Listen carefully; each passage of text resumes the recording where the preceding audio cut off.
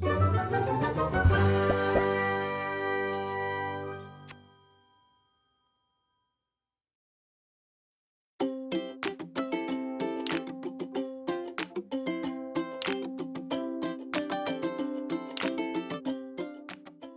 are amazing exfoliants that help remove dead skin cells, unclog pores, and improve blood circulation. They leave your skin feeling fresh, smooth, and rejuvenated. But what if your jar runs out?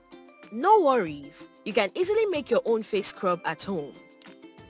Here's what you need: 2 cups of sugar, 1 cup of honey, 1 tablespoon of coffee or turmeric, a liquid face wash, 1 cup of coconut oil or carrot oil, and a jar with a secure lid.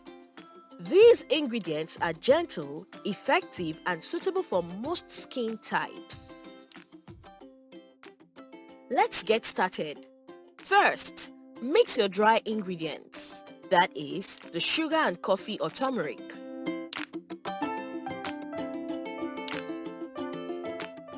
Next, combine the wet ingredients: honey, liquid face wash, and coconut or carrot oil.